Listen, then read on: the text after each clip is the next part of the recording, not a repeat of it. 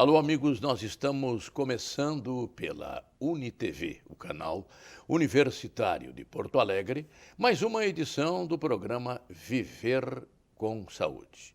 Programa que o telespectador sabe, aborda em cada semana assuntos mais diversos dentro da área da saúde. O aumento progressivo na expectativa de vida vem determinando no mundo todo grandes preocupações em relação ao envelhecimento populacional. Muitos estudos têm sido realizados nas diversas áreas do conhecimento, procurando contribuir para que possamos alcançar da melhor forma possível um envelhecimento saudável. E a memória está no centro das dificuldades nessa área, por apresentar muitas repercussões na vida do indivíduo, da família e dos grupos sociais. Então, esse é um tema realmente importantíssimo que será abordado hoje aqui no programa Viver com Saúde. Envelhecimento e memória. Programa que recebe hoje aqui Carlos Alexandre Neto. Carlos Alexandre Neto é professor e pesquisador do Instituto de Ciências Básicas da Saúde, da Universidade Federal do Rio Grande do Sul, e está aqui também, e eu vou relembrar os telespectadores, como ex-reitor, como um reitor da mesma universidade, no período de 2008 a 2016. Quem não recorda, Carlos Alexandre Neto participando do programa Entrevistas e Debates e falando sobre a Universidade Federal do Rio Grande do Sul. Pois hoje ele volta participando do Viver com Saúde, já que a saúde é uma área que está intimamente ligada à atividade que ele desenvolve na universidade. Satisfação, meu amigo, em recebê-lo aqui, e eu registro isso para os telespectadores, em recebê-lo aqui neste programa da UniTV, o canal das instituições de ensino superior de Porto Alegre. Satisfação é minha, Carlos Alberto, poder retornar aqui ao programa, à UniTV e poder comentar contigo e com os telespectadores alguns pontos desse tema que é tão interessante, que é a questão do envelhecimento cognitivo saudável e o que a gente pode fazer, o que está ao nosso alcance para que nós possamos ter um envelhecimento saudável. Pois muito bem. A população de homens e mulheres aumentou muito nas últimas décadas. Isso todo mundo sabe, porque tem sido amplamente divulgado. E, em geral, as recordações do passado, segundo se sabe, permanecem vivas. Mas a memória falha no que se refere a acontecimentos mais recentes. A partir dos 40 ou 50 anos, a capacidade de armazenar informações começa a sofrer um processo lento e gradativo de deteriorização. Tá? Isso, no mundo moderno, a quantidade de informações é tão grande que temos também dificuldade de assimilação. Então, nós temos aí duas colocações. Uma, o envelhecimento, efetivamente, que ocorre. E outra, esse grande número, esse assustador número de informações que nós recebemos a cada instante, eu diria a cada minuto, a cada segundo. Então, eu pergunto, como é que se considera esta questão, meu caro amigo Carlos Alexandre Neto? Bem, vou dividir a resposta em dois pontos. Primeiro, a questão da expectativa de vida realmente está havendo, né, no mundo todo uma mudança demográfica. O mundo está envelhecendo. Né? Mesmo países que alguns anos atrás eram considerados países jovens, como o Brasil, já mudaram a sua pirâmide etária, ou seja, nós temos, comparado com 20, 30 anos atrás, menos crianças, menos jovens e muito mais idosos. Né? Só para dar uma estatística para os telespectadores, em 2016, a Grã-Bretanha, né, a Inglaterra, fez uma previsão de que 1/3 dos nascidos naquele ano viverão mais de 100 anos. Então, tu imagina 1 de cada 3 pessoas viver mais de 100 anos. O que significa isso para a sociedade? Nós ainda não estamos nessa expectativa, né, tão longeva, mas a expectativa de vida no Brasil também cresce. A cada 2, 3 anos se ganha aí 1 ano de expectativa de vida. No Brasil hoje já se vive 72, 73 anos, 74 anos como média, expectativa média. Claro, tem pessoas que chegam aos 100 e tem outras que, infelizmente, partem antes. Mas então, a população está envelhecendo. O que se observa, né, com o passar do tempo em relação à função cognitiva? Existe um declínio cognitivo com a idade que é absolutamente normal. Não é a partir dos 60, 65 anos, a pessoa começa a ter pequenas falhas na memória, como tu bem disseste, principalmente para eventos recentes, né? Tipo assim, onde é que eu larguei a chave? Cadê o celular? Onde é que está a carteira? Saí de casa, estou no carro, será que eu tranquei a porta? Isso são coisas absolutamente comuns e se explica porque com o envelhecimento nós vamos perdendo neurônios, que são as células do cérebro responsáveis em algumas regiões pelo armazenamento da memória. Então nós vamos perdendo neurônios, vamos formando memórias que são mais fracas. E essas memórias mais fracas são recordadas com menos exatidão. Diferentemente das memórias que nós gravamos há muitos anos atrás, e essas porque foram gravadas de uma maneira muito forte, serão lembradas com mais facilidade. Agora, uma coisa interessante de lembrar, esse assunto eu vou trazer depois, é que apesar do declínio da nossa capacidade de formar novas memórias, não é memória de longo prazo, o vocabulário não se perde.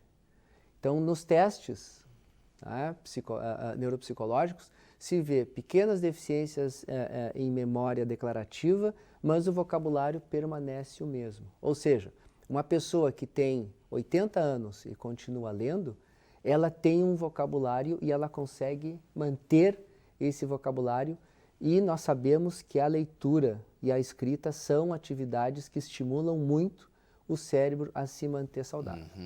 E nós podemos interpretar, isso também é interessante esclarecer para o telespectador, nós podemos interpretar a perda da memória como um fato, digamos, inexorável, associado ao envelhecimento? De uma certa forma, sim. Por exemplo, uma pessoa com 80 anos, ela não vai jogar futebol, né, no final de semana. Pode correr um pouco, mas não vai jogar futebol competitivo, digamos assim, né? Mas aí já é uma limitação física. É uma limitação física, é uma limitação biológica, né? Uma pessoa, a partir de determinada idade, não vai ter a mesma capacidade pulmonar, não vai ter o mesmo funcionamento do seu sistema digestório. Da mesma maneira, o cérebro não vai funcionar da mesma forma. É uma coisa absolutamente normal. Isso não quer dizer que todas as pessoas já em fase de envelhecimento, todas as pessoas idosas terão demência. Demência é uma doença relacionada, então, a uma perda muito grande de neurônios, não é? E que faz com que a pessoa perca a sua capacidade de memória, e isso traz limitações à sua vida. Isso é completamente diferente daquilo que nós comentamos antes, da pessoa eventualmente esquecer uma coisa ou outra, trocar o nome de alguém. Isso não compromete a vida da pessoa. Quando começa a comprometer, né, a autonomia da pessoa, bom, aí talvez a família precise levar essa pessoa ao médico para que ele seja avaliado, talvez tenha aí os primeiros sinais de demência. Então não se pode considerar, digamos assim, o déficit de memória associado ao envelhecimento não se pode considerar como uma doença. De jeito nenhum, né? Esquecer de vez em quando porque porque a idade passou, isso não é doença. E, na realidade, isso é muito melhor do que não passar por essa situação, né? Não passa por essa situação quem faleceu antes de chegar aos 60, 65, 70, 75, 80 anos, né? Então, essas perdas normais da idade realmente acontecem e em algumas pessoas acontecem mais, outras menos, mas há que se ficar atento para sinais em que a falha de memória possa estar comprometendo a autonomia da pessoa. E se muitos anos passados o pessoal dizia, quando acontecia algo assim, não se falava em Alzheimer, não se falava, dizia assim, esse camarada está esclerosado. Isso. Ou então, mais ainda, mais anteriormente ainda, esse camarada está caduco. Isso. Na realidade, as expressões elas têm um fundo, digamos assim, de verdade biológica, né? Quando se diz assim, a pessoa está esclerosada, na realidade, um dos tipos de demência, a demência vascular, não deixa de ser uma esclerose, ou seja, os vasos sanguíneos acabam acumulando produtos na sua parede. Um vaso sanguíneo é que nem um cano, né? E um cano, depois de muitos anos, ele pode ir entupindo, né? Porque junta na parede, vai juntar gordura, né? Que é o colesterol, as placas de colesterol, ateromatoses, né? E aquilo ali vai se acumulando, junta-se outras coisas também, e diminui muito o fluxo sanguíneo em algumas regiões. Isso é o que a gente chama de... E se isso causa, afeta uma área grande e acaba causando um prejuízo muito grande de memória, isso caracteriza o que a gente chama de demência vascular. Né? Então, é uma demência causada por essa anomalia dos vasos. Hoje em dia, tu citaste aí, se fala muito sobre a doença de Alzheimer. Né? O que é a doença de Alzheimer? A doença de Alzheimer ela foi descrita no início do século passado, né, 1905, por um alemão que se chamava Alzheimer, que examinou uma senhora com 40 anos que tinha perdido totalmente a memória, na realidade ela não lembrava mais nem quem ela era. Então ele estudou essa paciente, atendeu, na época não se tinha muita coisa para fazer, hoje ainda o arsenal terapêutico ainda é pequeno, mas aí, após a morte, ele fez a análise do cérebro dessa paciente e publicou, então, não é? Descreveu essa doença. Qual era a característica neuropatológica? Ela tinha uma destruição muito grande do seu cérebro, não é? Principalmente das áreas corticais, né? A parte que fica por fora do cérebro, e tinha umas inclusões, depósitos de substâncias dentro do tecido cerebral. Hoje a gente sabe que substâncias são essas, da onde elas vêm, não é? Qual é o problema metabólico envolvido aí. Hoje se sabe muito sobre a biologia do Alzheimer, o que a gente ainda não consegue é tratar adequadamente essa doença. Pois é. Sim, mas no futuro há uma expectativa muito grande. Sem dúvida, sem dúvida. A doença de Alzheimer foi um dos gatilhos, não é? Que fez com que nos Estados Unidos o governo lá decretasse, né, ou definisse a década de 90 do século passado, né, que terminou no 2000, como a década do cérebro. Se investiu maciçamente e continua se investindo nos estudos em neurociências, justamente porque eles se deram conta que a incidência da doença de Alzheimer ia aumentar muito justamente nesse período. A estatística de hoje é a seguinte, a estatística da Organização Mundial de Saúde vale para o mundo todo, né? Se eu pegar duas pessoas com 85 anos, independentemente sendo homens ou mulheres, de duas pessoas com 85 anos, uma delas vai ter Alzheimer. Isso é um dado estatístico epidemiológico, né? Então, é muita gente. É muita gente com uma expectativa média de vida que aumenta cada vez mais. Então, isso impulsionou muito a pesquisa, né? Hoje nós sabemos as enzimas que são afetadas na doença de Alzheimer, o que nós não temos ainda é um tratamento para isso. Perfeito. Né? Bem, então se pode dizer, me corrige por favor, hein? Se pode dizer que no envelhecimento ocorre um pequeno déficit de atenção. E na síndrome, não é? Ela se caracteriza por um esquecimento que causa um comprometimento das funções sociais do indivíduo, seria isso? Sociais e da própria noção de indivíduo, não é? O paciente com doença de Alzheimer, quando a doença avança muito, ele pode perder a própria identidade, né? Então, ele começa, ele perde a capacidade, por exemplo, de se alimentar sozinho, porque ele não lembra como é para fazer os movimentos, para se alimentar, não consegue se vestir, às vezes, sozinho, Mas tem isso dificuldades já numa fase numa mais fase terminal. mais avançada, né? Não consegue fazer a higiene sozinha, nem tomar banho, né? Troca os nomes das pessoas, depois não reconhece mais as pessoas e depois acaba num limite, não é? Acabando não se reconhecendo, né, como indivíduo. Esse é o limite final da doença, né? O ponto final. E esse processo da doença. é lento e progressivo, né? Ele é progressivo, às vezes pode ser mais lento, pode ser mais rápido, isso depende aí de indivíduo para indivíduo, né? Perfeito. Meu caro amigo Carlos Alexandre, vamos fazer um breve intervalo do nosso programa Viver com Saúde, apresentado pela UniTV, e logo após nós então estaremos abordando outros aspectos ligados ao tema do programa de hoje, envelhecimento e memória. Até já.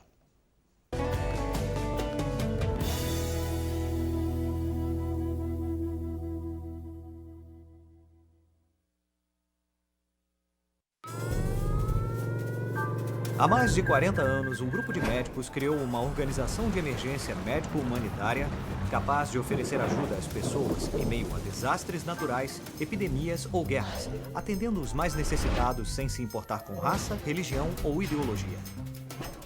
Hoje, Médicos Sem Fronteiras envia equipes totalmente preparadas para responder a emergências por todo o mundo. Nossos profissionais são financiados por pessoas como você e eu. Conheça-nos, participe, apoie, porque juntos chegamos mais longe.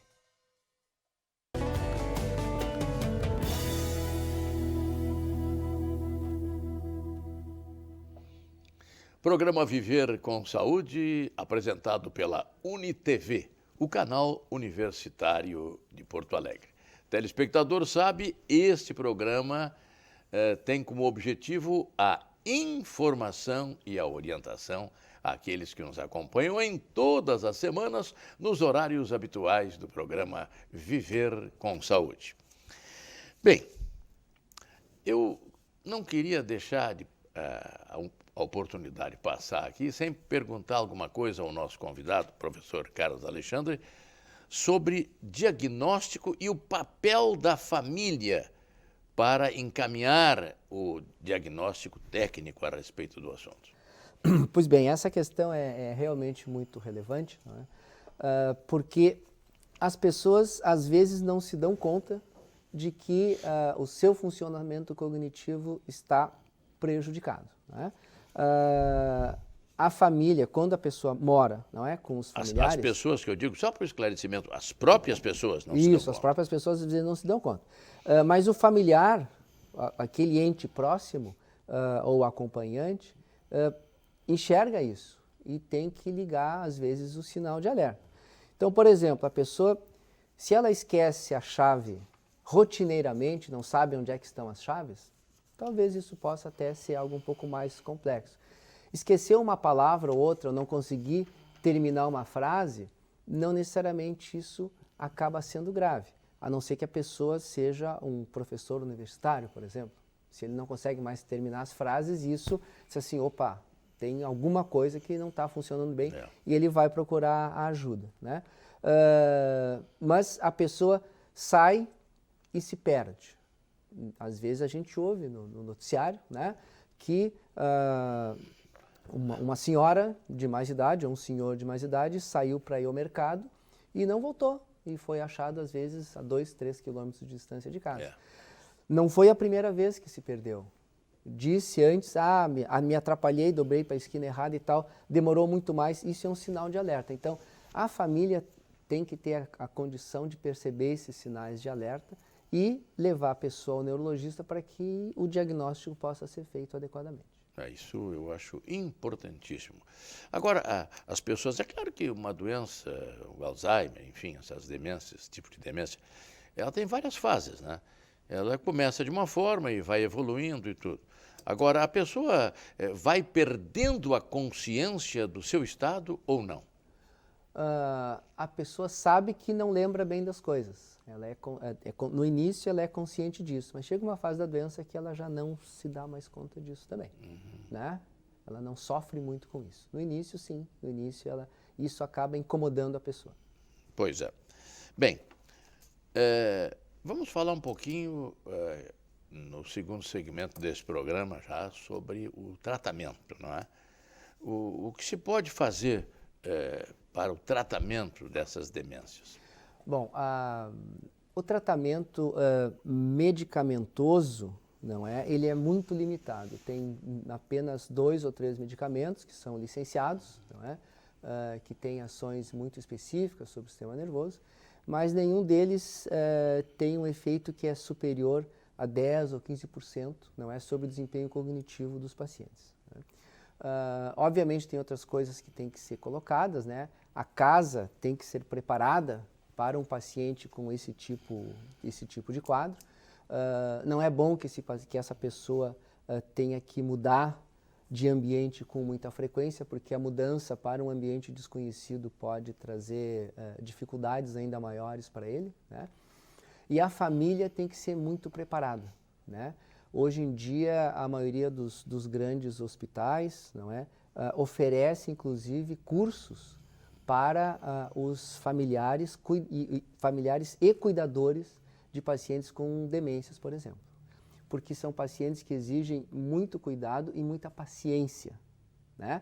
Porque a pessoa não lembra do que fez há 10, 15 minutos atrás, ou repete 10 ou 15 vezes a mesma pergunta no intervalo de meia hora.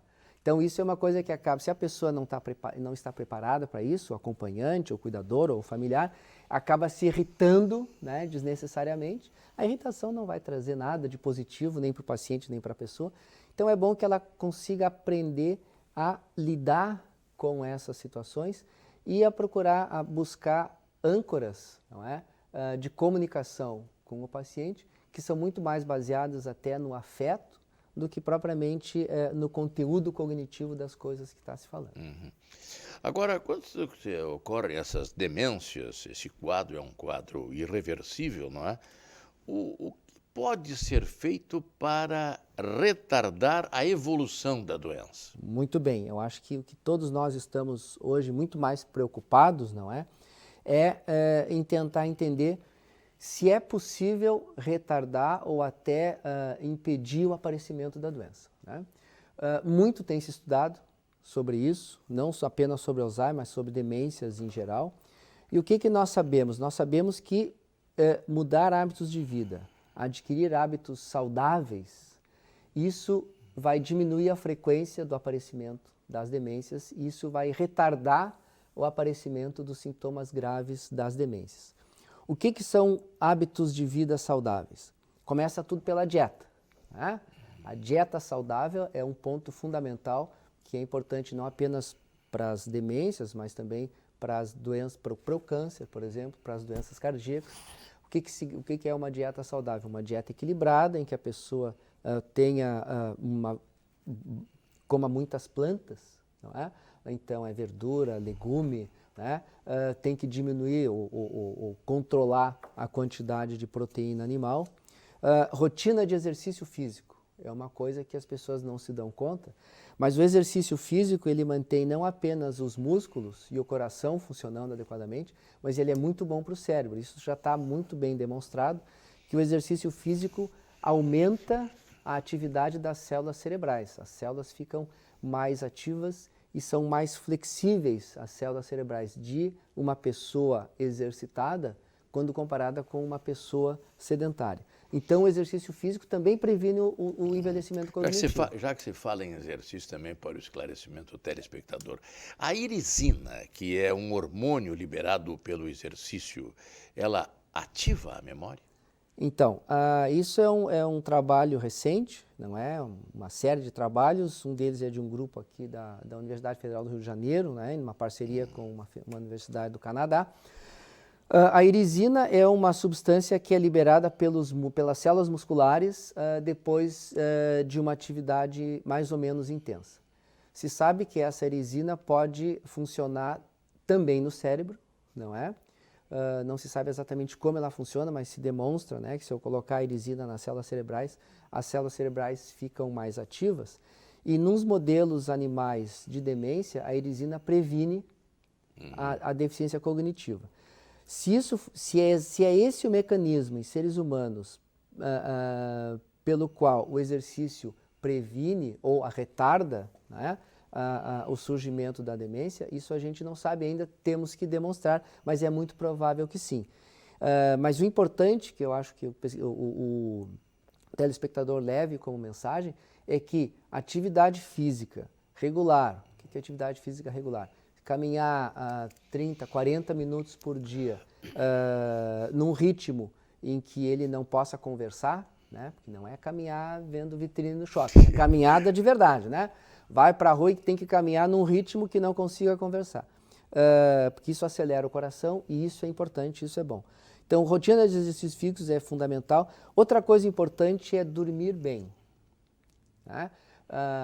O sono, durante muito tempo, foi relegado como alguma coisa assim, a gente dorme porque, afinal de contas, apaga, né? O cérebro desliga, vou dormir, mas eu durmo menos possível porque eu tenho mais é que aproveitar a vida, né? Durante algum tempo se falava, não, qualquer pessoa pode dormir 5, 6 horas por dia e está muito bem. Hoje em dia as pesquisas mostram que não, né? Mas depende também de uma pessoa para outra. Depende, né, de uma pessoa para outra, mas todo mundo deveria dormir ao redor de 7 horas por dia, um sono reparador. O que é o sono reparador? Eu acordo e sinto assim, estou bem, acordei bem, vamos viver o dia, né? Porque não adianta dormir e acordar já cansado. Quanta gente já acorda cansado? E quanta gente diz assim, não, velho não precisa dormir, velho dorme 3, 4 horinhas e tá bom. Exatamente o contrário. E o que isso tem a ver? Tem muitas doenças que acabam que um dos primeiros, não é um sintoma da doença, mas é um sinal de alerta que aquele cérebro não está funcionando bem, é a perda de sono. Isso é assim para as demências, né? A alteração no sono da pessoa, né? No ritmo de sono, pode ser um indicador de que essa pessoa vai desenvolver demência daqui a pouco e até a depressão, né? Pessoas deprimidas têm dificuldade para dormir e parece que o distúrbio de sono vem antes dos sintomas depressivos. Uma outra coisa fundamental hoje em dia é a questão do estresse, né? Pois é. Manejo do estresse. Então, quem consegue manejar bem o estresse, consegue enfrentar, né, os desafios do dia a dia, inclusive o grande desafio informacional que tu falaste antes, que a gente é bombardeado por informação, sim. Né, o dia todo. Quem consegue manobrar ou manejar bem esse estresse é uma pessoa que vai ter um envelhecimento cognitivo melhor.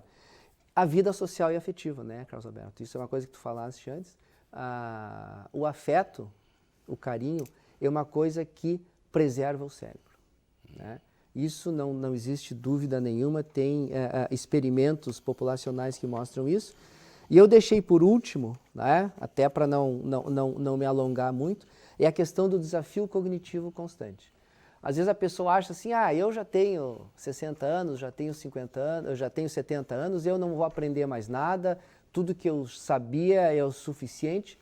Ao contrário, nós sabemos que o nosso cérebro ele é plástico, ou seja, ele é capaz de se modificar com os hábitos de vida e se modificar com as coisas que eu busco de novidade até o fim, né? O cérebro mantém a sua capacidade plástica até o fim da vida. Então, quem se desafia constantemente em termos cognitivos, cria o que a gente chama de reserva cognitiva, ou seja, ele pode perder células cerebrais e mesmo com as células tendo perdido, ele vai manter um funcionamento normal porque as outras células são cognitivamente estimuladas, é como se fosse um exercício cerebral, né? E isso foi muito bem demonstrado, essa reserva cognitiva, da seguinte maneira, comparando pessoas que tinham lá os exames de imagem que demonstravam perda tecidual, né? Perda cerebral, de demência, em 2 grupos de pessoas. Um grupo de pessoas que não se estimulava cognitivamente e um outro grupo que continuava lendo, que continuava tendo atividades sociais. Nesse grupo estimulado, os sintomas demoravam muito mais tempo para aparecer. Ou seja, as células que permaneciam, por esse desafio constante, funcionavam mais e funcionavam melhor, davam conta da falta das células que tinham morrido. Então, eu acho que a mensagem é que sim, é possível ter um envelhecimento cognitivo saudável, desde que a gente tenha hábitos saudáveis de vida. Perfeito. Então, o cérebro tem essa neuroplasticidade, Exatamente. que é essa capacidade de aprender coisas novas sempre. Sempre, sempre. Tem muitas pessoas, acho que tu disseste muito bem um aspecto. Tem pessoas que chegam numa quadra da vida, já estão velhas, pá, não vou aprender mais nada mesmo. E nós estamos continuamente aprendendo. O cérebro é uma grande máquina de aprender. Perfeito. Aprende sempre, todos os dias, em todas as situações. Nós vamos chegando ao final do programa. Meu caro amigo Carlos Alexandre Neto, de tantas entrevistas já concedidas aqui, não nesse programa, mas no programa Entrevista de Debates, que a UniTV manteve no ar durante muito tempo, não é? Muito obrigado pela tua participação hoje aqui, deixando os teus afazeres intensos do dia a dia para atender o nosso convite no sentido de aqui chegar. Muito obrigado. Eu que agradeço. Mais Agradeço uma vez. a oportunidade de... E volta sempre, porque eu sei que coisas novas são sempre do interesse do nosso telespectador. E então, nós vamos, futuramente contar, eu tenho certeza, com a presença de Carlos Alexandre Neto, que é um pesquisador reconhecido da Universidade Federal do Rio Grande do Sul. Muito obrigado. Obrigado também ao telespectador pela atenção que nos dispensou e até o nosso próximo encontro.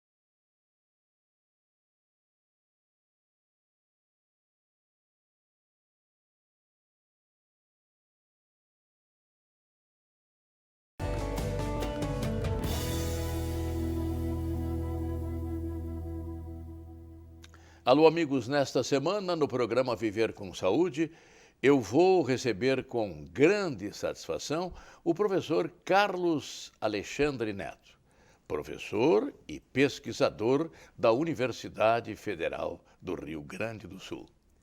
Nós vamos discutir sobre memória, envelhecimento e quais os hábitos de vida que nós devemos cultivar para termos um envelhecimento cognitivo saudável.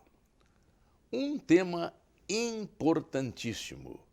Você, telespectador, não pode perder este programa Viver com Saúde pela UniTV, apresentado em seus horários habituais pelo canal Universitário de Porto Alegre.